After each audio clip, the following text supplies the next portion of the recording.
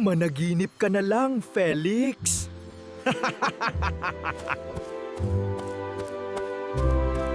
Nagugutom na ako. At pati mga paa ko ay hindi na kaya maglakad pa. Mukhang walang katapusan ang gubat na ito. Sana lang ay makakain ako ng kahit kaunting pagkain. Totoo ba itong nakikita ko?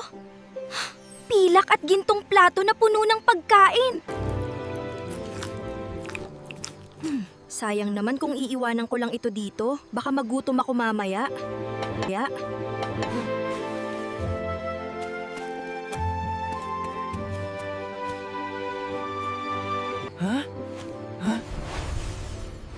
Ano to?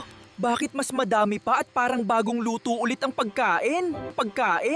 Hala, ganito pala ang kapangyarihan ng tela na ito. Ang tela na to ay mas mahalaga kaysa sa ginto at diamante ng mga kuya ko. Mukhang maswerte ako kaysa sa mga nakuha ng mga kapatid ko. Kailangan ko itong pangalagaan. Magandang gabi po, Manong. Kayo po ba ay nakapaghapunan na? Magandang gabi din sa'yo, binata. Halika dito, binata. Huwag kang mahiya. Saluhan mo ako kumain.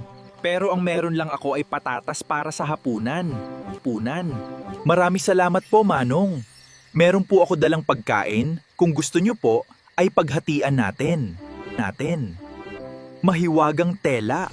Ipaghanda mo kami ng aming hapunan ngayong gabi. Hala, anong klaseng mahika ito? Huwag na po kayo magtanong. Kumain na po tayo, Manong. Masyado kang mabait, binata.